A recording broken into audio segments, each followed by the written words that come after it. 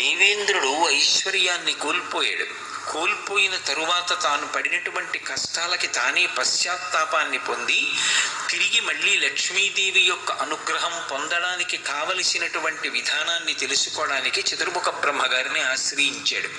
ఆయన సృష్టికర్త. మీరు ఎప్పుడైనా పౌరాణిక వాంగ్మయం చూస్తే మీకు ఒక విషయం కనపడుతుంది. ఏదైనా సమస్య ఏర్పడితే మొట్టమొదట అందరూ కూడా బ్రహ్మగారి దగ్గరికి వెడతారు. ఆయన ఒక మార్గాన్ని చూపిస్తాడు. ఇదిగో మీరు ఇలా వెళ్ళండి అని చెప్తూ ఉంటాడు. సృష్టికర్త అంటే ఈ లోకములను సృజించినటువంటి వాడు. అలాగే మన ఇంటికి కూడా ఓ పెద్ద ఉంటారు. ఒక సమస్య ఏర్పడినప్పుడు ఆ ఇంటి పెద్దని ఆశ్రయించి వారు ఇచ్చినటువంటి మార్గదర్శనంలో మనం ప్రవర్తించగలగాలి. అది గుణములను కలిగి ఉండుట అంటే వారి మాట మీద ఒక విశ్వాసం, వారి మాట మీద ఒక గౌరవాన్ని ఉంచడం, వారికి పెద్దరికాన్ని ఇవ్వడం. అంతేకాని వయస్సుని దృష్టిలో పెట్టుకుని కేవలం ఏదో యాంత్రికంగా ఒక నమస్కారం చేసి వారి మాట తిరస్కరించడం కాదు. వారు అనుభవంతో చెప్పినటువంటి మాటకి ఒక ప్రాధాన్యత ఇచ్చి పరిశీలించగలిగినటువంటి అధ్యవసాయంతో కూడుకున్నటువంటి బుద్ధిని కలిగి ఉండేటటువంటి స్థితికి వినయము అని పేరు. అటువంటి స్థితిని పొందాలి. అందుకే బ్రహ్మగారిని వెళ్ళి అడుగుతారు. బ్రహ్మగారు శ్రీ మహావిష్ణువుని ఆశ్రయించమన్నారు. వాళ్ళందరూ శ్రీ మహావిష్ణువుని స్తోత్రం చేశారు. మీరు జాగ్రత్తగా గమనిస్తే అనేక సందర్భాలలో అసలు శ్రీ మహావిష్ణువు దర్శనమివ్వరు, ఆయన స్తోత్రం చేశారు. మీరు జాగ్రత్తగా గమనిస్తే అనేక సందర్భాలలో అసలు శ్రీ మహావిష్ణువు దర్శనమివ్వరు, ఆయన వాక్కు వినపడుతుందంతే. ఈ సందర్భంలో ఆయన ఒక మాట చెప్పారు. పోగొట్టుకున్నటువంటి లక్ష్మిని తిరిగి పొందాలి అంటే క్షీరసాగర మథనం చెయ్యాలి. ఆ క్షీరసాగర మథనం చెయ్యాలి అంటే దానికి కొన్ని సంవారములు కావాలి. ఆ పాల సముద్రంలోకి పట్టుకెళ్ళి అనేకమైనటువంటి లతలు, ఓషధులు మొదలైనటువంటి వాటిని నింపాలి. తర్వాత మందర పర్వతాన్ని కవ్వంగా చేసుకోవాలి. వాసుకుని తీసుకొచ్చి తాడుగా చుట్టాలి. ఈ ప్రక్రియలో నేను మీకు సహాయపడతాను. ఈశ్వరుడి యొక్క సహాయం లేకుండా అసలు ఏ కార్యమూ నెరవేరదు. ఇది బాగా జ్ఞాపకం పెట్టుకోవలసినటువంటి విషయం. లక్ష్మీ కటాక్షం కావాలి అని కోరుకునేటటువంటి వ్యక్తి కేవలము తన యొక్క సమర్థత చేత తాను ఒక కార్యాన్ని చాలా కష్టపడి నిర్వహిస్తే ఫలితం వచ్చేస్తుంది అనేటటువంటి మాటకి సనాతన ధర్మంలో ప్రామాణికత లేదు. అందుకే సుందరకాండలో సీతమ్మ కూడా ఒక మాట చెప్తుంది. కచ్చిదా శాస్తి దేవానాం ప్రసాదం పార్థివాత్మజ కచ్చిత్ పురుషకారంచ దైవంచ ప్రతిపద్యతే అంటుంది. పురుషకారమునకు దైవము యొక్క సహాయము తోడు కావాలి. నేను నా వంతు ప్రయత్నం నేను చెయ్యాలి. కానీ ప్రయత్నం చేసేటప్పుడు ఒక్కటి జ్ఞాపకం పెట్టుకోవాలి. 99 పాళ్ల నా ప్రయత్నానికి ఒక్క పాళ్ళు భగవంతుని యొక్క అనుగ్రహం కలిసి రాకపోతే ఆ కార్యము నెరవేరదు. అందుకే భగవద్భక్తి అనేటటువంటి మాటకి అంత విశేష ప్రాధాన్యత ఉంటుంది.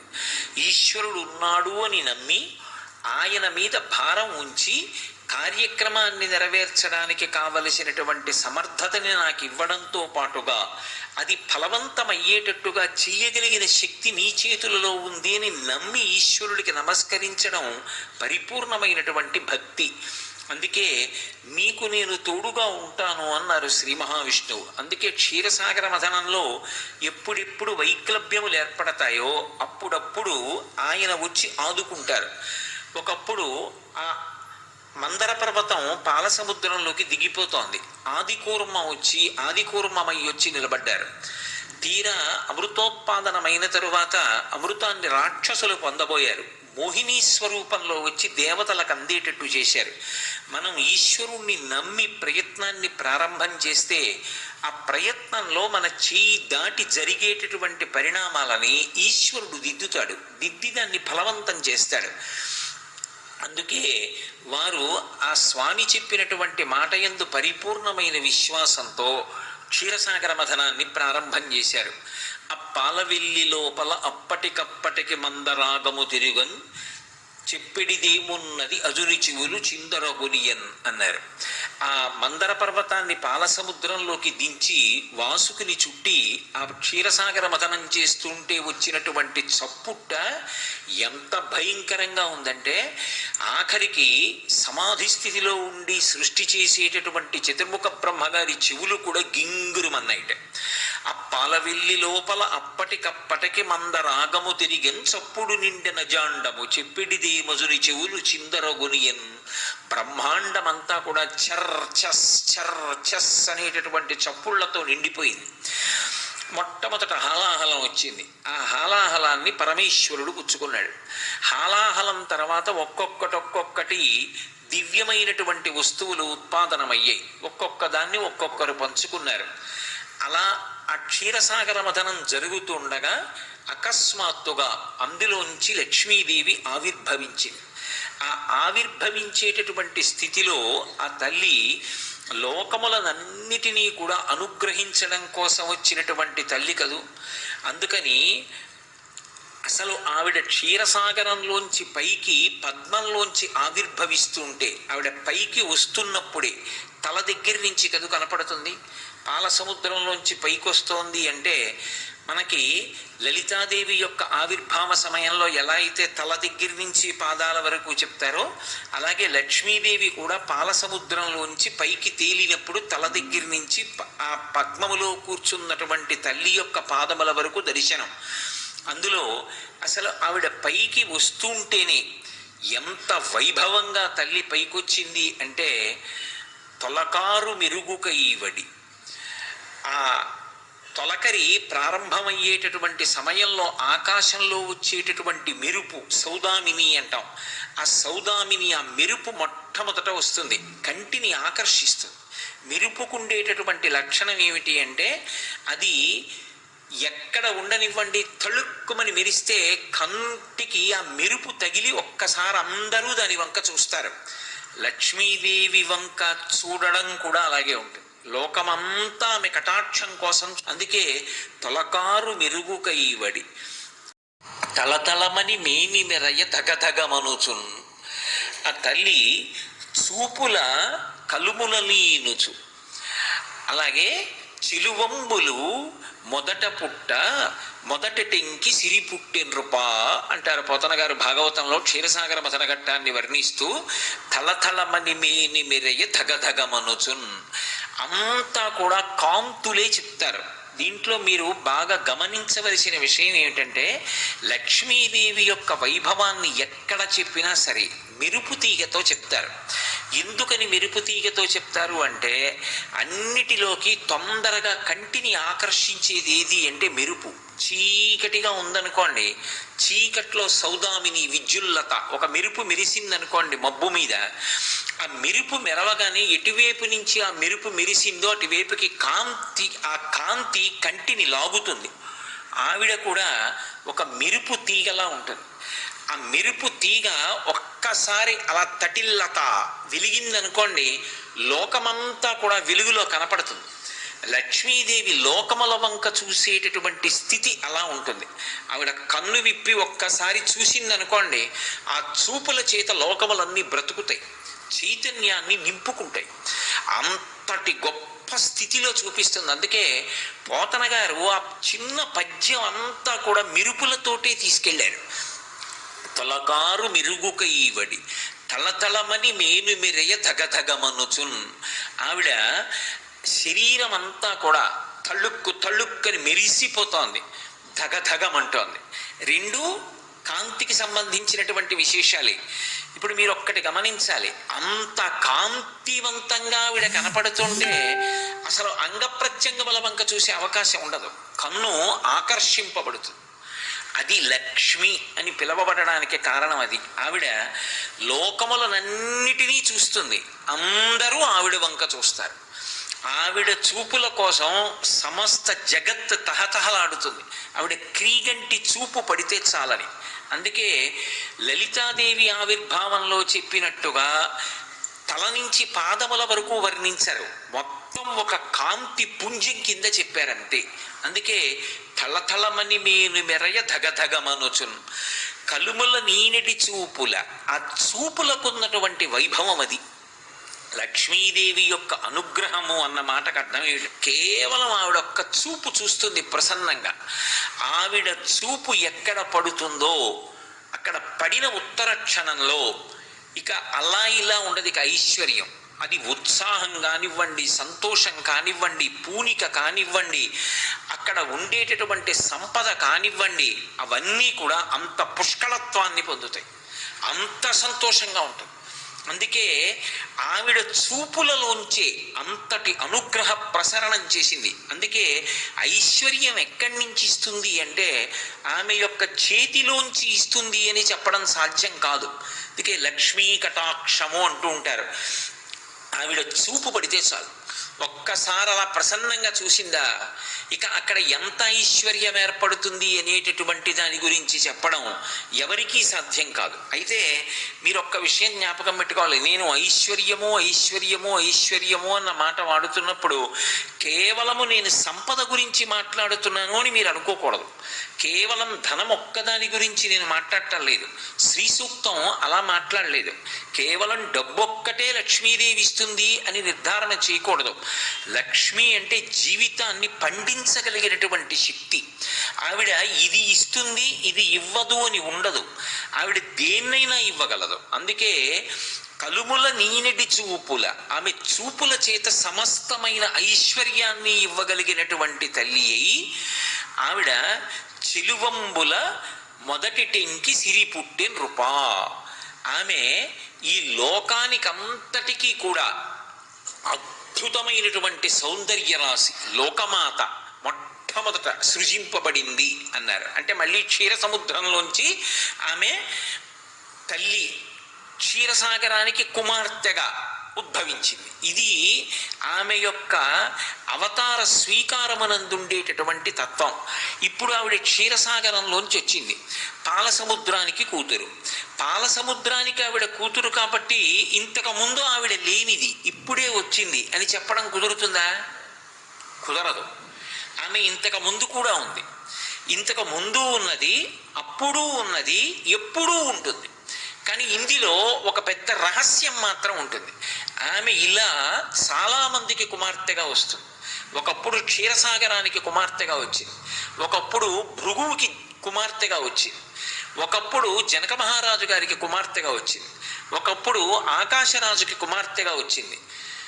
అసలు యథార్థంగా చెప్పాలంటే ఎవరి ఇంట ఆడపిల్ల పుట్టినా లక్ష్మియే వస్తోంది అని గుర్తు. ఎందుకో తెలుసా? ఆడపిల్ల వస్తోంది అంటే చాలామంది ఆడది ఆడపిల్ల అన్న మాట వాడితే ఏదో తక్కువ అనుకుంటారు. కాదు, తెలుగు భాషలో ఆడపిల్ల ఆడది అన్న మాటకు అర్థం ఏమిటంటే శ్రీ మహాలక్ష్మి అని అర్థం. ఆడపిల్ల, ఆడ అంటే అక్కడ అని అర్థం. అక్కడి పిల్ల, అక్కడి పిల్ల ఇక్కడ పుట్టింది. ఇక్కడ ఎందుకు పుట్టింది అంటే ఇక్కడ పుట్టి నన్ను ధన్యుణ్ణి చేసింది. ఎవరా పిల్ల? పేరు నేను పెట్టాను తర్వాత, ఆమె లక్ష్మి. అందుకే ఎవరి కడుపున ఆడపిల్ల పుట్టనివ్వండి, ఆ పిల్ల పీటల మీదకి వెళ్ళినప్పుడు మాత్రం పద్మంలోనే పెడుతుంది. పద్మంలో తీసుకెడతాను తప్ప ఏ ఇంటా కూడా ఆడపిల్లని పెళ్లి పీటల మీదకి తీసుకెళ్ళేటప్పుడు నడిపించి మాత్రం తీసుకెళ్ళరు. ఎవరి ఇంట పుట్టినా లక్ష్మియే పుట్టింది. పుట్టి ఆమె నారాయణుడికి మాత్రమే చెందుతుంది. ఆమె మహాపాతివ్రత్యం అటువంటిది, నిత్యానపాయని. ఆమె శ్రీమన్నారాయణుడికి ఇల్లాలు. ఆ నారాయణుడు ఎక్కడో ఆవిర్భవించి ఉన్నాడు, పెండ్లి కుమారుడు. అందుకే వయసులో మామగారు పెండ్లి కుమారుడి కన్నా పెద్దవాడైనా పిల్లనిచ్చేటప్పుడు లక్ష్మిని నారాయణునికి ఇస్తున్నానని కాళ్ళు కడిగి తీర్థాన్ని పుచ్చుకుంటాడు. లక్ష్మి ఎప్పుడూ నారాయణుడికి పక్కకే చేరుకుంటుంది. అందుకే ఆ తల్లి కూడా నారాయణుని దగ్గరికి వెళ్ళిపోతుంది. కానీ ఎంతమందికైనా కుమార్తెగా వస్తుంటుంది. ఎంతమందికైనా కుమార్తెగా వచ్చి ఎవరెవరికి కుమార్తెగా వచ్చిందో వాళ్ళని అనుగ్రహిస్తుంది. అందుకే మీరు చూడండి, 2 రకాలైనటువంటి అదృష్టాలు ఇవ్వాలి అనుకుంటే ఆడపిల్లగా వస్తుంది. ఒకటి, సాక్షాత్ లక్ష్మీదేవి ఇంట్లో పుట్టింది. అందుకే మగపిల్లవాడికి చేయడానికి అలంకారములు తక్కువ ఉంటాయి, ఆడపిల్లకి చేయడానికి అలంకారాలు చాలా ఎక్కువగా ఉంటాయి. ఆడపిల్ల ఇంట్లో తిరుగుతోందనుకోండి, లక్ష్మీదేవిది తిరిగినట్టే. ఒకటి, ఆ పిల్ల పుట్టిన వేళ, ఆ పిల్ల తిరిగిన వేళ సాక్షాత్ లక్ష్మీదేవి ఇంటికి వచ్చిందని గుర్తు. 2, ఆడపిల్ల పుట్టింది అంటే ఆ పిల్లని ఎక్కడికి చేరుస్తున్నారు? ఎవరో ఓ పేరున్నవాడికి కాదు ఇస్తున్నది, సాక్షాత్తు నారాయణ స్వరూపాయ వరాయ. ఆ వరుడు నారాయణ స్వరూపుడు. ఇప్పుడు లక్ష్మిని నారాయణుడి పక్కకి చేర్చారు. ఆ చేర్చిన కారణం చేత ఏమైంది? దశ పూర్వేషాం దశాపరేషాం, 10 తరాలు నా తర్వాత వచ్చేవి, 10 తరాలు నా ముందున్నవి, నేను ఒక తరం, 21 తరాలు ఉద్ధరింపబడ్డారు, ఉన్నత లోకాలకి వెళ్ళారు. ఏది మగపిల్లవాడి విషయంలో చూపించండి అలా ప్రమాణం. అలా చేయగలడా? సాధ్యం కాదు. అమ్మవారు అనుగ్రహిస్తే ఆ తల్లి వీళ్ళని నేను విశేషమైనటువంటి ఫలితము చేత సత్కరించాలనుకుంటున్నాను అనుకుంటే ఆడపిల్లగా వస్తుంది. అందుకే ఆడది ఆడపిల్ల ఈ మాటలు తక్కువతనమని ఎవడనుకున్నాడో నాకు అర్థం కాదు. అంతకన్నా గొప్ప మాట లోకంలో ఇంకోటి ఉండదు. ఆడపిల్ల అంటే నారాయణుని సొత్తు, శ్రీ మహాలక్ష్మి అని దానికి అర్థం. కాబట్టి ఇప్పుడు ఆ పిల్ల ఇక్కడ పుట్టింది, అక్కడికి వెళ్ళింది, ఇప్పుడు ఇక్కడ వంశాన్ని వదిలేసింది, ఇంటి పేరు వదిలేసింది, ఇక్కడ ఉన్నవారిని విడిచిపెట్టేసింది, భర్త చెయ్యి పట్టుకుని వెళ్ళిపోయింది. ఇప్పుడు ఆమె అక్కడ మహాపతివ్రత అయి ప్రవర్తించింది. ఎవరు తరిస్తారు అంటే కేవలము అత్తవారు కాదు, ఆ పిల్ల నడవడి చేత 2 వంశములు తరిస్తాయి. పుట్టింటివారు మెట్టినింటివారు 2 వంశాలు తరిస్తాయి. అది మగపల్లవాడి విషయం అయితే వాడు ఎక్కడ పుట్టాడో ఆ వంశం తరిస్తుంది. కానీ ఆడపిల్ల 2 వంశాలని తరింపజేస్తుంది. అందుకే అసలు ఆడపిల్ల వచ్చింది అంటే లక్ష్మీదేవే వచ్చింది. అందుకే శ్రీరామాయణంలో వాల్మీకి మహర్షి ఒక చమత్కారం చేయించారు. జనక మహారాజు గారు కన్యాదానం చేస్తున్నప్పుడు ఇయం సీత మమ సుత సహధర్మచరీతవా ప్రతీచ్య చైనాం భద్రం తే పాణిం గృహ్ణీష్వ పాణిన పతివ్రత మహాభాగా ఛాయేవాను గతా సదా అన్నారు. మమ సుత దగ్గర నుంచి మీరు చూడండి, పేరు సీత. సీత అంటే నాగటి చాలుకు పుట్టింది, ఆవిడ పెట్టుకుంది పేరు. నిజానికి ఆ పుట్టిన పిల్ల లక్ష్మి. సీత లక్ష్మీవాచకం. నా ఇంట బిడ్డ పుట్టినా కూడా ఆడపిల్ల పుడితే ఆమె ఇయం సీత మమసుత, నాకు కూతురుగా వచ్చింది. ఎందుకని? నాకు అనుగ్రహాన్ని ఇవ్వాలనుకుంది. ఆడపిల్ల ఇంటికి వచ్చింది అంటే లక్ష్మీదేవి ఇంటికి వచ్చినట్టే. అందుకే మీరు వేదంలో ఉన్నటువంటి మంత్రాల తాత్పర్యాన్ని గమనిస్తే ఒక పిల్లవాడికి పెళ్ళయింది అంటే అతని ఐశ్వర్యమంతా ఎవరిది అంటే అతనిది కాదు, ఇల్లాలు అంటారు. ఆ ఇంటి యొక్క గృహిణికి చెందుతుంది. అందుకే ఒకప్పుడు దేవేంద్రుడు లక్ష్మీదేవిని దర్శనం చేసి స్తోత్రం చేశాడు. చేసినప్పుడు ఆవిడ నేను ఎక్కడెక్కడ ఉంటానో తెలుసా అని తాను ఎన్ని చోట్ల ఎన్ని రూపాలతో ఉంటుందో చూపించింది.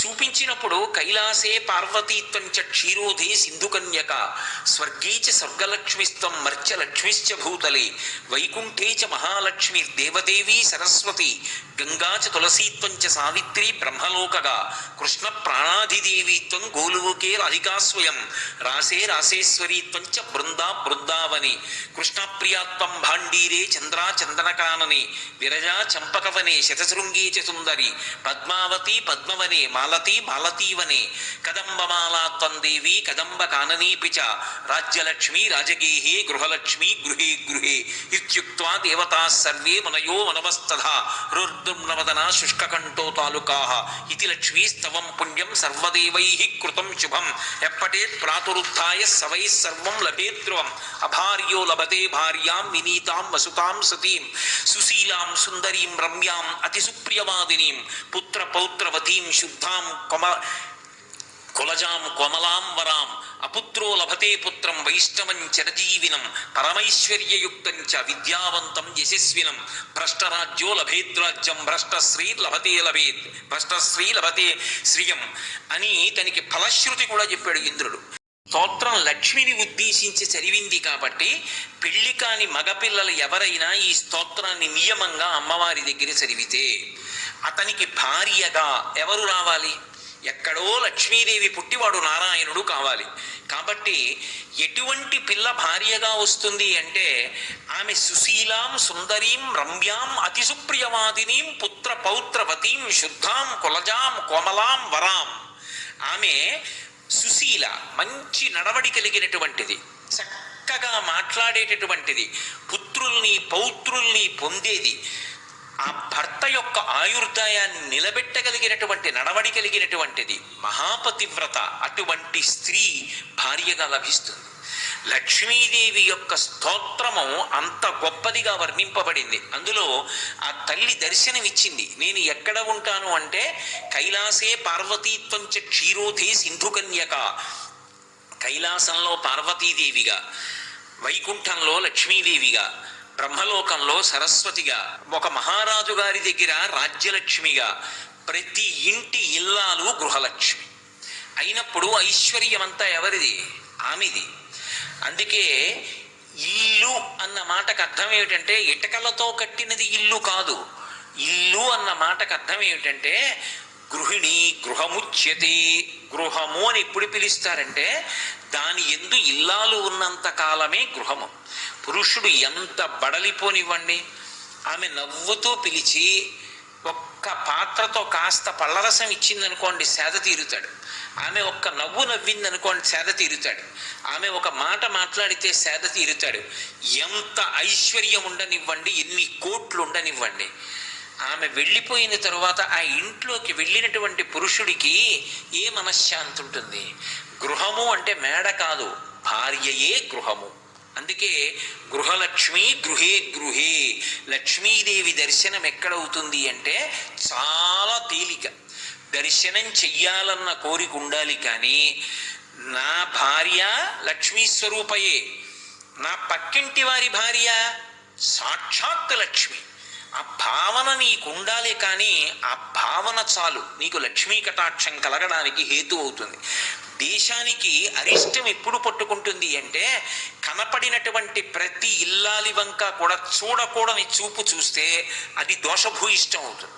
ప్రతి ఇల్లాలిని కూడా లక్ష్మీ స్వరూపగా చూడగలిగినటువంటి విశాల హృదయం ఉంటే, అటువంటి పవిత్రమైన దృక్కులు కలిగి ఉంటే, దాని చేత దేశమంతా కూడా లక్ష్మీ కటాక్షంతో వర్ధిల్లుతుంది.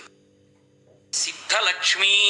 ఒక సంకల్పం మొదలైతే సంకల్పము కార్యము పూర్తయింది అన్న స్థితికి మధ్యలో ఎన్నో ఒడిదుడుకులు ఉంటాయి.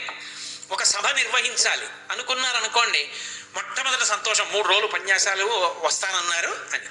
కానీ తీరా మొదలెట్టిన తర్వాత ఆకాశం వంక చూస్తూ భయం, వాతావరణం వంక చూస్తూ భయం, చలి ఎక్కువగా ఉంటుందేమోనని భయం, ఎన్నో రకాల భయాలు. 3 రోజులు అయిపోయాక అబ్బా ఎంత బాగా జరిగిందో అన్న సంతోషం, అప్పుడు సిద్ధి పొందాం. ఈ సిద్ధి వరకు వెళ్ళి ఆఖరణ అమ్మయ్యా అని ఇలా గుండెల మీద చెయ్యేసుకుని తేలికగా ఊపిరి తీయాలంటే ఆ వెనక సంకల్ప బలాన్ని, శక్తిని ఇవ్వగలిగిన తల్లి ఎవరో ఆమె ఆ లక్ష్మియే. అది మొదట లేకుండా అసలు ఎలా నడుస్తావు ముందుకి జీవితంలో?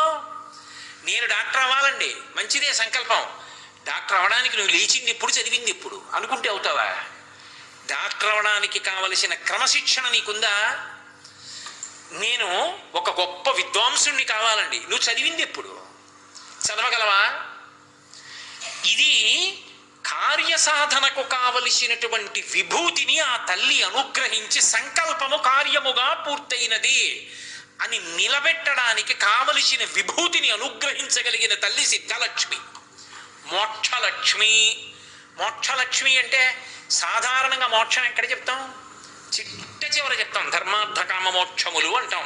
మరి రెండో లక్ష్మి మోక్షలక్ష్మి ఎందుకయింది అంటే మోక్షము అంటే విడుదల. విడుదల యందు ఏమవుతుందో తెలుసా? పరమానందం ఉంటుంది. అది ఈ లోపల నుంచి ఉబుకుతుంది. నేను మీకు ఒక ఉదాహరణ చెప్పాలంటే, ఒక గొప్ప విగ్రహం చెక్కాలనుకున్నాడు ఒక ఆయన. గజలక్ష్మిని చెక్కాలనుకున్నాడు. దానికి తగిన రాయి దొరకాలి, వెతకాలా? అది ఎటువంటి రాయి అయి ఉండాలి? పొడారిపోకూడదు, కొన్ని 100 సంవత్సరములు నీటిలో నానిపోయిన రాయి అయి ఉండాలి. అటువంటి రాయి వెతికి మోకులు కట్టి నీరు తగ్గిపోయినప్పుడు వెతికి పట్టి తీసుకొచ్చి ఒడ్డుకు లాగారు. లాగిన తర్వాత అది పెద్ద శిల. మీరు ఎప్పుడైనా చూశారో లేదో శిల్పం చెక్కేటప్పుడు రాయి రాయి అంతా ఎక్కి కూర్చుంటారు శిల్పులు. కూర్చుని రకరకాలైనటువంటి ఆ పరిమాణంలో ఉన్నటువంటి ఉలులు పెట్టి సుత్తులు పెట్టి కొడతారు. పెచ్చులు ఊడిపోవడం మొదలెడుతుంది. ఆఖరణ కళ్ళు చెక్కుతారు. చెక్కేటప్పుడు ప్రధాన శిల్పి కొబ్బరికాయ కొట్టి ఎంతో జాగ్రత్తగా చెక్కుతాడు. ఇప్పుడు అద్భుతమైనటువంటి గజలక్ష్మి మూర్తి వచ్చింది. ఇప్పుడు ఆ గజలక్ష్మి మూర్తి వచ్చేసి తీసుకెళ్ళి అధివాసాలైపోయి ధాన్యాధివాసం, శయ్యాధివాసం, పుష్పాధివాసం అన్నీ చేసేశారు, ప్రతిష్ఠ చేసేశారు, అమ్మవారికి బట్ట కట్టారు. ఇప్పుడు ఆ దేవాలయానికి వెళ్ళి ఆ శిల్పి చూశాడు. అయ్యా మీరే కదా చెక్కారు, రండి మీకు ఇవాళ పంచల షాప్ పెడతాం అన్నారు. గుడికి వెళ్ళాడు, తాను ఆ శిల మీద ఎక్కి కూర్చుని చెక్కాడు. ఇప్పుడు ఇలా చూశాడు, ఇలా చూసి అబ్బా చాలు ఎంత బాగా వచ్చింది రామూర్తి అన్నాడు. సిద్ధలక్ష్మి కార్యం పూర్తయింది. ఇప్పుడు మీరు పిలిచి ఏమయ్యా అంతా చాలా బాగా చెక్కావు కానీ కొంచెం జాగ్రత్తగా చూడు, ఈ కంటి చివర చిన్న కందిబద్దంత రాయి ఉబికి ఉండిపోయింది, ఒక్కసారి నిచ్చెన ఇస్తాం ఎక్కి కొట్టే ఉలితో అన్నారు అనుకోండి, చెంపలు వేసుకుని మహాపరాధం. ఆ తల్లికి అది అందమండి, తప్పు, అలా కొట్టకూడదు, ఎక్కడ కనపడుతోందండి అంటాడు. తప్ప కొట్టడి. అయిపోయింది, విడుదలైపోయాడు, విగ్రహం చెక్కడం నుంచి విడుదలైపోయాడు. మోక్షం అంటే విడుదల. ఇక దాన్ని ముట్టుకోడు, అది పూజకే తప్ప దాన్ని ఇక మళ్ళీ ఇంకా చేయడంలో ప్రక్రియ అన్నమాట ఉండదు. విడుదలైపోయాడు, దాంట్లో వచ్చి విడుదలైపోయాడు అంటే ఇక దాన్ని గురించి మనసు ఆలోచిస్తే ఆనందము ఉద్భుతమవుతుంది తప్ప ఎన్నాళ్ళు కష్టపడ్డాను రా, ఎంతమంది ఇన్ని పత్రికల్లో వస్తోంది దాని గురించి, ఇన్ని టీవీ ఛానల్స్ చూపిస్తున్నాయి, ఎంతమంది వచ్చి ఇంటర్వ్యూ తీసుకున్నారు, ఎలా చెక్కారు ఆ మూర్తిని ఎలా చెక్కారని. ఇప్పుడు విడుదలైపోయాడు, విడుదలైపోయి ఆనందం పొందుతున్నాడు. ఈ ఆనందం పొందాలంటే విడుదల కావాలి, అంటే ఇక దాని జోలికి వెళ్ళక్కర్లేదు. ఆ స్థితి నాకు కావాలి, నేను ఏ సంకల్పంతో మొదలుపెట్టినా ఆ స్థితికి ఎదగగలగాలి. అమ్మా నువ్వమ్మా చేయించావు, ఇలా నాతో ఎన్నో చేయించమ్మా అని నమస్కారం పెట్టి ఆనంద భాష్పాలతో వెళ్ళిపోవాలి. అది మోక్షలక్ష్మి. అందుకే సిద్ధలక్ష్మి, మోక్షలక్ష్మి, జయలక్ష్మి. జయలక్ష్మి అంటే ఈ సిద్ధలక్ష్మి మోక్షలక్ష్మి నీకు కావాలి అంటే జయలక్ష్మి ఒకటి కావాలి. ఏమిటి జయం? జయం ఎప్పుడు వస్తుంది? ఎదురొడ్డి నిలబడితే. ఎదురొడ్డి నిలబడిన వాడికి జయం అన్న మాట ఎక్కడుంది? ఎదురొడ్డి నిలబడినప్పుడు క్లేశం కలుగుతుంది, ఓ కష్టం వస్తుంది. ఆ కష్టాన్ని తట్టుకోవడానికి వ్యూహాన్ని నిర్మాణం చెయ్యాలి. నేను అంటున్న మాటలు మీరు చాలా జాగ్రత్తగా పట్టుకోవలసిమండి. అకస్మాత్తుగా రాత్రికి రాత్రి కోట చుట్టూ శత్రు సైన్యం మోహరించింది. ఇంత శత్రు సైన్యం మోహరిస్తే ఈ శత్రు సైన్యాన్ని అంతటిని ఎలా ఎదుర్కోవడం? ముందు ఆలోచన రావాలి. ఇంకేమీ యుద్ధం చేస్తామండి, అయిపోయింది కోట, సొరంగాల్లోంచి పారిపోదాం ఎక్కడికో అక్కడికి, ఇంకా అయిపోయింది మన బ్రతుకున్నారనుకోండి, ఇంకేమిటి? ఒకప్పుడు తల్లికోట యుద్ధం జరిగేది. తల్లికోట యుద్ధం జరిగితే నదికి యువతల వైపు రామరాయల వారి సైన్యం మోహరించింది, నదికి యువతల వైపు రామరాయల వారి సైన్యం మోహరించింది, అవతల వైపు శత్రు సైన్యం మోహరించింది. అపజయం ఎరిగినటువంటి విజయనగర సామ్రాజ్యం ఇంత పెద్ద సైన్యం ఎట్టి పరిస్థితుల్లో గెలవలేదు. కానీ శత్రువీరులు ఆలోచించారు, రామరాయల దగ్గర ఇంత శత్రు సైన్యం ఉంటే గెలవలేము, ఏం చెయ్యాలనుకున్నారు. రాత్రి యువతల సైన్యానికి తెలియకుండా 10 కాగడాల చప్పున వెలిగించి ఎద్దుబళ్ళకు కట్టి ఎద్దుబళ్ళనన్నింటినీ కూడా దిగువకు వదిలిపెట్టేశారు. కొన్ని 100 బళ్ళు కాగడాలు కట్టుకుని వెళ్ళిపోయి. అది ఎలా ఉందంటే ఎక్కడ ఎద్దుల్ని తోలుతున్న చప్పుడు చేయలేదు, ఎద్దు బళ్ళు నడిచి వెళ్ళిపోయి చీకట్లో అలవాటు వాడికి వెళ్ళిపోతాయి. మీరు ఇప్పటికీ పట్టణాల్లో సంతకొచ్చి ఎద్దుబండి వెళ్ళిపోతుంటే ఆ ఎద్దుబండి నడిపేవాడు నిద్రపోతుంటాడు, అది పల్లెటూరు వెళ్ళిపోతుంది. అలా ఎద్దుబళ్ళన్నీ వెళ్ళిపోతున్నాయి. యువతల వైపు ఉన్న రామరాయల సైన్యం అనుకుంది కాగడాలు పట్టుకుని సైన్యం నదికి కిందకి వెడుతున్నారు, దిగువకి, అంటే అక్కడ దాటి ఇటు వస్తారనమాట. కాబట్టి అక్కడ మనం ఎదుర్కొనాలి, కాబట్టి సైన్యాన్ని అంతటి కిందకి నడిపించండి అన్నారు. వ్యూహంలో ఒక చిన్న పొరపాటు, సైన్యం కిందకి వెళ్ళిపోయింది, ఒక్క రామరాయలు పడుకుని ఉన్నాడు. రామరాయలు ఎక్కేటటువంటి ఏనుక్కి నల్లమంది ఎక్కువగా పెట్టేశారు, దానికి స్థిమితం తప్పిపోయింది. తెల్లవారేటప్పటికి తన సైన్యం అంతా ఎద్దుబళ్ళ వంక చూస్తూ కిందకి వెళ్ళిపోయింది. సూర్యోదయం అయ్యేటప్పటికి ఎద్దుబళ్ళు, సైన్యం వెనక్కి వచ్చే అవకాశం లేదు. శత్రు సైన్యం దాటొచ్చి రామరాయల సైన్యాన్ని, రామరాయలు అరివీర భయంకరుడు, కానీ అప్పటికే ఏనుక్కి నల్లమంది ఎక్కువైపోయింది. అది రామరాయల్ని పట్టి కిందకి ఇచ్చేసి తొక్కేసి అయిపోయిందా? బుద్ధి ఎందు ఒక్క దోషం, ఒక చారిత్రాత్మకమైనటువంటి సామ్రాజ్య పతనానికి కారణమైపోయింది. వెళ్ళిపోయింది విజయనగర సామ్రాజ్యం. 6 నెలలు దోచుకున్నారు దాని ఐశ్వర్యాన్ని. విజయనగర పతనం చదువుతుంటే గుండె అవిసిపోతుంది. జయలక్ష్మి, నీవు ఏ ఆలోచన చేస్తే కార్యాన్ని సాధించి విడుదల కాగలవో అటువంటి ఆలోచనను పరాకుతో నీకు ఇవ్వాలంటే ఉత్సాహంతో నీ మనసు నిలబడగలగాలి. ప్రతిబంధకాల వైపుకు లొంగకుండా స్వస్థతతో నిలబడగలగాలి. అలా నిలబడేటట్టు చేసి జయం ఇవ్వగలిగిన తల్లి జయలక్ష్మి. సిద్ధలక్ష్మీర్ మోక్షలక్ష్మీర్ జయలక్ష్మి సరస్వతి.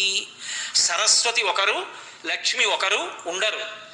మీరు శాస్త్రాన్ని పరిశీలిస్తే అందరూ ఒకటే. అందుకే సరస్వతి, సరస్వతి వేదం చెప్పిన లక్ష్మీ స్వరూపాల్లో ఒక స్వరూపం. ఎందుకని అంటే ఇప్పుడు నేను ఇక్కడికి వచ్చి కూర్చున్నాను. అసలు నేను మాట్లాడాలి అంటే నాకు జ్ఞాపకం రావాలా? జ్ఞాపకం వచ్చింది మాట్లాడడానికి నాకు వాక్య నిర్మాణ ప్రజ్ఞ ఉండాలా? ప్రతిబంధకాన్ని తట్టుకునే శక్తి ఉండాలా? ఇవన్నీ లక్ష్మీదేవి అనుగ్రహం కాకపోతే ఈ కార్యం పూర్తి చేశానన్న సంతోషంతో నేను ఎలా వెళ్ళను? సిద్ధలక్ష్మీర్ మోక్షలక్ష్మీర్ జయలక్ష్మి కలగాలంటే ఇప్పుడు నాకు సరస్వతి రూపంలో ఆవిడే అనుగ్రహిస్తోంది పక్కన కూర్చుని. ఇంతకన్నా ఉదాహరణ మీకు ఇంకేం కావాలి? ఆవిడ సరస్వతికే కాకుండా కేవలం లక్ష్మిగా కూర్చుంటానంటే నా ప్రసంగం అవుతుందా? సరస్వతి. అందుకే సరస్వతి వేరు, లక్ష్మి వేరు కాదు. సరస్వతియే లక్ష్మి, నేను కాదు. వేదం చెప్తోంది. వేదం ప్రమాణం, శృతి ప్రమాణం. కాబట్టి సిద్ధలక్ష్మీర్ మోక్షలక్ష్మీర్ జయలక్ష్మి సరస్వతి శ్రీలక్ష్మి. శ్రీలక్ష్మి, శ్రీలక్ష్మి అంటే ఉద్భుతమైన ఆనందమునకు శ్రీలక్ష్మి అని పేరు. చూడండి, ఇప్పుడు ఇదంతా అయిపోయి నేను ఇంటికి వెళ్ళిపోయి లాల్చీ ఇప్పేసి స్నానం చేయడానికి వెళ్ళిపోయాను అనుకోండి, ఇంకా మనసులో ఏవో ఆలోచనలు అలా వస్తూనే ఉంటాయి దీని గురించి. కనీసం 1 గంట 2 గంటల సేపు ఇది చటుక్కన చల్లారిపోదు. అగ్ని నిధనమైనట్టు, పొయ్యి అర్పిన వేడిగా ఉన్నట్టు ఇంకా ఏవేవో ఆలోచనలు ఇంకా ఏవేవో వస్తుంటాయి. అయ్యో అది చెప్పలేదే, ఇది చెప్పలేదే అనేదో ఆలోచన వస్తుంది. రేపు చెప్తూ కానీ లేకపోతే ఊరుకో అని సముదాయించడానికే సమయం తీసుకుంటుంది. కాబట్టి శ్రీలక్ష్మి అంటే మనసులో ఉండేటటువంటి పరమ సంతోషాన్ని శ్రీలక్ష్మి అంటారు. అబ్బా, ఇవాళ తల్లి ఏం పలికించిందిరా, ఎంత ఆనందంగా అనిపించేది చెప్పినప్పుడు. అమ్మా నిజం కదమ్మా, ఒక వ్యక్తి జీవితం పండడం దీని మీద ఆధారపడింది కదమ్మా.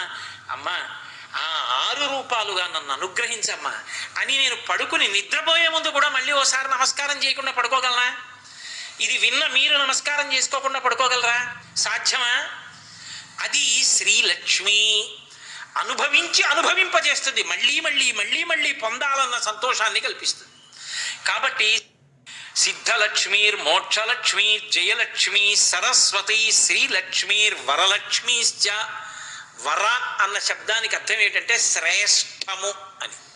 అన్నీ ఎందులోకి వెళ్ళిపోతాయో దాన్ని వరలక్ష్మి అంటారు. ఇప్పుడు ఈ లక్ష్మీ స్వరూపాలు ఇవి. ఇప్పుడు నేను వేదం 6 చెప్పింది అని 6 చెప్పాను. అవి 6 అనుకుంటారా మీ ఇష్టం. కాదు అష్టలక్ష్మీ దేవాలయం 8 అనుకుంటారా మీ ఇష్టం. ఒక తల్లి పిల్లలతో వస్తోంది అనుకోండి, ఆమె లక్ష్మి కాదు. ఒక పిల్లవాడు ఒక పిల్లని చేపట్టాడు వివాహంలో. దేనికి చేపట్టాడు? ధర్మ ప్రజాపత్యర్థం. నా కామాన్ని ధర్మంతో ముడివేసి నా తేజస్సుని ఎందు నిక్షేపిస్తాను, నా వంశం నిలబడాలి, నాకు నీ వలన సంతానము కావాలి అని కోరుకున్నాడు.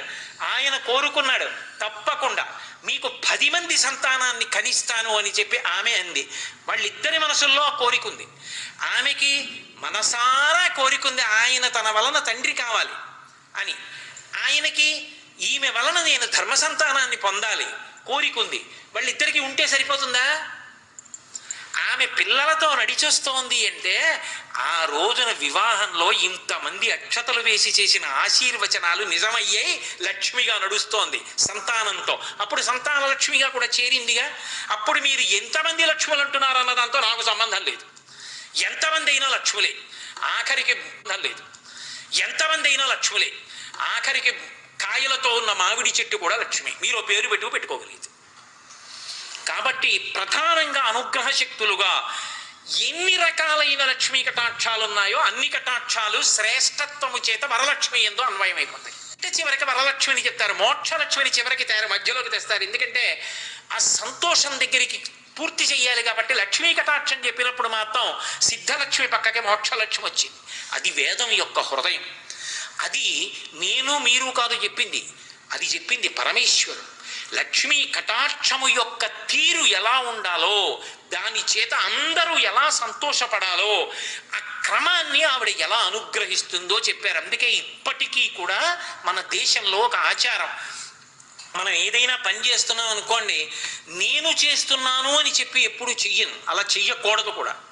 నేను నా కూతురి పెళ్ళే, నేను కన్న కూతురే, నేను కష్టపడి పెంచిన కూతురే, నా కూతురు వివాహం చేస్తున్నాను అనుకోండి, ఏదో పేరుకి వ్రాయడం కాదు. అక్కడ పేరుకి వ్రాయడం కాదు. నేను ఒక సంబంధాన్ని నిశ్చయం చేసేటప్పుడు మా గురువుగారి దగ్గరికి వెళ్ళాలి. మా గురువుగారి పాదాల దగ్గరికి కూర్చొని, గురువుగారు ఇదండి వాళ్ళ వంశం, వాళ్ళకి పిల్లనిద్దాం అనుకుంటున్నాను గురువుగారు, సంతోషంగా ఉంటుందిరా, ముందుకు వెళ్ళు అని మీరు అన్నారా, శుభం భూయాత్ అని మీ నోటితో అంటే ముందుకెడతా గురువుగారు అన్నాను అనుకోండి, మా గురువుగారు పక పక పక పక అని విశ్వో రక్షతో, నీకేం పర్వాలేదురా నాయన, ముందుకెళ్ళు, సంతోషంగా ఉంటుందిరా పిల్ల అని ఒక్క మాట అన్నారనుకోండి, చాలు, అంగరక్ష. నాకు నా కూతురికి అంగరక్ష. అందుకని పెద్దలు నిర్ణయించినారుగాన పెద్దల సంకల్పం సిద్ధిగా నిలబడుతుంది. అది ఆ మాట నిలబడుతుంది, ఆ మాట పూర్తవుతుంది, వాళ్ళ నోటి వెంట వచ్చింది అవుతుంది. అందుకే సంకల్పము కార్యముగా మారడం వెనక, సంతోషము నిలబడము వెనక లక్ష్మీ కటాక్షం ఉంది. అందుకని సిద్ధలక్ష్మీర్ మోక్షలక్ష్మీర్ జయలక్ష్మీ సరస్వతి శ్రీలక్ష్మీర్ వరలక్ష్మీశ్చ ప్రసన్నా మమ సర్వదా.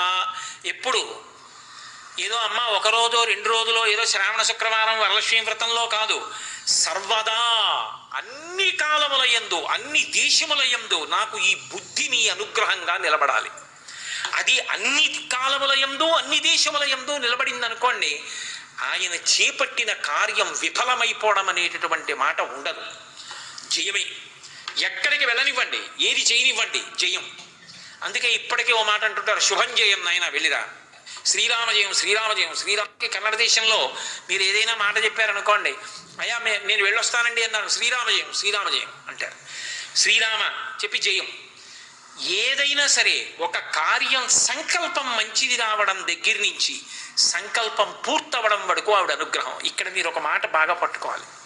బాగుందండి, సంకల్పం రావడం గురించి చెప్పారుగా, మరి సంకల్పం మంచిది అయితే కదా ఇవన్నీ. మంచి సంకల్పం ఎలా వస్తుంది?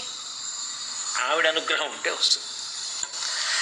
కీర్తి అని ఒక మాట, యశస్విని అని ఆవిడికి పేరు. అంటే ఆవిడ కీర్తినిస్తుంది. ఆవిడకున్న గొప్ప లక్షణం అది. ఆవిడ ఏమిటో తెలుసా, మీరు ఆవిడ్ని ఎంత స్తోత్రం చేస్తున్నారో దానికి ఆవిడ పొంగిపోదు. ఆవిడ మీరు కూడా స్తుతింపబడేటట్టు చేస్తుంది లోకంలో. మీరు మీ ఎదురుగుండా ఉన్నారా, మీ ఎదురుగుండా లేరాతో సంబంధం ఉండదు. తెల్లవారి లేస్తే ఆ పేరు చెప్పేటప్పటికి 2 చేతులు కైమోడ్చి కొన్ని కోట్ల మంది నమస్కరిస్తున్నారు అనుకోండి, ఆ కీర్తి ఇవ్వడానికి ఎటువంటి సంకల్పం వాడిలో పుడితే ఆ కార్యం చేస్తాడో అటువంటి సంకల్పం పుట్టిస్తుంది. అటువంటి సంకల్పం పుట్టడానికి ఎటువంటి విషయాలతో ఆయన అనుసంధానమైతే అటువంటి సంకల్పం పుడుతుందో అటువంటి చోటుకి చేర్చి అటువంటి సంకల్పం పుట్టిస్తుంది. లేకపోతే మహాత్మా గాంధీ గారికి భారతదేశానికి స్వాతంత్ర్యం తీసుకురావాలి అనేటటువంటి తాపత్రయం ఎందుకు కలగాలి? ఆయనకు ఆ సంకల్పం కలగబట్టి కదూ జాతిపిత అనేటటువంటి కీర్తి వహించి మహానుభావుడు అలా ఉండిపోయారు. మహాత్మా అని పేరుకు ముందు చేర్చి గౌరవిస్తున్నాం. భీష్మాచార్యుల వారిని భీష్మ అని విడిచిపెట్టాం. ఆచార్య శబ్దం కలిపి భీష్మాచార్య. వేదం ఎలా చెప్పిందో అలా ఆచరించినవాడు. అంటే ఒక మంచి సంకల్పం మనసులోంచి పుట్టాలి అంటే అసలు ఆ మనసుకి ఆలంబనం ఏమవుతోంది? మీరు నాకు ఒక కర్ర ఇచ్చారనుకోండి, నేను మీకు తేలిక ఉదాహరణ చెప్తున్నాను. కోటేశ్వరారు ఒక గంట ఈ కర్ర పట్టు కూర్చోండి అన్నాను అనుకోండి, కర్రకుండే లక్షణం ఏమిటో తెలుసా? అది ఏ సన్యాసి చేతిలో సత్యదండం గురించి నేను చెప్పట్లా. నా బోటిగాడికి కర్ర ఇచ్చారనుకోండి మీరు, నేను ఆ కర్ర పట్టు కూర్చుని కాసేపు ఆగి ఏం చేస్తానంటే దాన్ని ఇలా ఇలా ఇలా ఇలా కొడతాను. ఆ తర్వాత ఏదో అలా పాకుతుంటే దాన్ని ఖచ్చితంగా కొట్టగలనా అని కొట్టి చూస్తాను. ఆ తర్వాత నా చేతిలో నేనే కొట్టుకుంటాను. ఎంత గట్టిగా కొడితే నిప్పెడుతోందో చూస్తాను. ఒక గంట నా చేతిలో కర్ర ఉంటే ఎన్ని చెయ్యకూడని పనులు చేసి ఎంత పాపం మూట కట్టుకుంటాను. ఇంకా కాసేపు ఆగితే పడుకున్న కుక్క మీదకి కర్ర విసురుదాం అనిపిస్తుంది. కర్ర చేతిలో ఉంది కదా, అది పట్టుకుని అలా పెడుతున్నాను అనుకోండి, ఏ పిల్లాడో భయపడతాడు, ఎందుకు ఆయన కర్ర పట్టుకొస్తున్నారు కొడతారేమో అని. లేకపోతే పిచ్చాడా ఏమిటి అలా ఉన్నాడు, ఏం మీద పడతాడో అని అటుగా పేరంటానికి వెళ్ళవలసిన ఇల్లాలు వెళ్ళడం మానేస్తుంది. ఈ పాపాలన్నీ నా ఖాతాలో పడ్డాయా? ఒక్క కర్ర చేతిలో పెడితే, ఒక్క కర్ర చేతికి వస్తే సంకల్పాల్లో మార్పులు వచ్చాయి. బట్టి మనసులో సంకల్పాలు వస్తాయంటే ఎందుకు కారణం కాకుండా పోతుంది? మీరు ఏది చూస్తుంటారో అటువంటి సంకల్పాలే వస్తాయి. మీరు ఏది వింటూ ఉంటారో అటువంటి సంకల్పాలు వస్తాయి. మీరు ఏది ఎప్పుడు ఆశ్రయించి ఉంటారో ఆ సంకల్పాలే వస్తాయి. ఒక గంట సేపు ఒకడినొకడు భయంకరంగా కొట్టేసుకుని కింద పడిపోయినా కూడా వదలకుండా కొట్టేస్తున్నాడు అనుకోండి, అలా కొడుతున్న సందర్భం చూశాను అనుకోండి, ఆ తర్వాత అన్నం తింటున్నా కూడా నా మనసు వ్యగ్రతతో ఉంటుంది. అది చూశాను కదా. అదే నేను నేదునూరి కృష్ణమూర్తి గారి పాట వింటూ అన్నం తిన్నాను అనుకోండి, ఆ తిన్న కారణం చేత నా మనసు పరమ ప్రశాంతంగా ఉండే అన్నం తింటూ కూడా నాకు ఆ కీర్తనే వినపడుతూ ఉంటుంది. అది ఈశ్వరుడికి చేసిన యజ్ఞం అవుతుంది. నా ఇంద్రియములకు ఏది ఆలంబనం చేశానో దాన్ని బట్టి లోపల సంస్కారం ఏర్పడుతుంది. నేను చూడకూడనిది చూస్తూ, వినకూడనిది వింటూ, ముట్టుకోకూడనిది ముట్టుకుంటూ, తినకూడనిది తింటూ, ఇవన్నీ చేస్తూ మంచి సంకల్పం నా మనసులోంచి రావాలంటే ఎలా వస్తుంది? ఒక్కనాటికి రాదు. నిద్రగన్నేరు విత్తనాలు వేసాడు, నిద్రగన్నేరు చెట్లే వస్తాయి. మామిడి టెంకలు వేసాడు, మామిడి చెట్లే వస్తాయి. నువ్వు ఏ విషయంతో అనుసంధానమయ్యావో దానికి సంబంధించిన సంకల్పాలు వస్తాయి.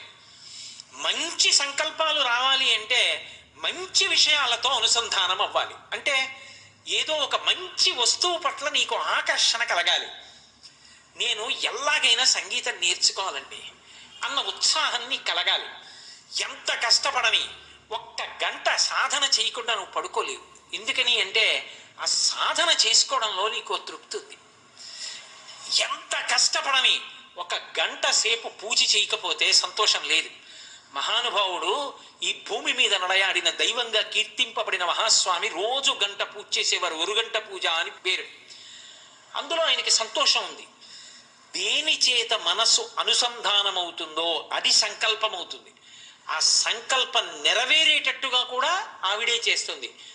ఇంట్లో ఎన్ని తరాలకి కూడా సరిపడనంత కీర్తి సంపాదించగలిగిన వాడు ఒక్కడు పుడితే ఆ పేరు ఎంతకాలం నిలబడుతుందో అంతకాలం ఆ ఇంట్లో తరాల వాళ్ళందరూ ఊర్ధ్వలోకాలకు ఎడతారు. అటువంటి కీర్తిని తన బిడ్డలకు ఇవ్వడం ఆవిడ లక్షణం. అందుకే మీరు చూడండి, ఆవిడ పాదములు పట్టుకుంటే ఆవిడ కాదు కీర్తి పొందడం, ఆవిడ పాదములు పట్టుకున్న వాడిని లోకం కీర్తించేటట్టు చేస్తుంది. ఆవిడ కీర్తించేటట్టు చేసి అంతమంది కీర్తిస్తుంటే మురిసిపోతుంది. చూసావా నా బిడ్డడికి ఎంత పేరో, నా పాదాలు పట్టుకున్నాడు కదా, వాడికి ఎంత కీర్తో చూసావా అని తాను మురిసిపోతుంది. నన్నేమంటలేదు వాళ్ళు, ఇచ్చిన దాన్ని అందం. నా కాళ్ళు పట్టుకుని వాడు ఎంత వృద్ధిలోకి వచ్చాడో చూసావా, వాడిని ఎంతమంది నమస్కారం చేస్తున్నారో.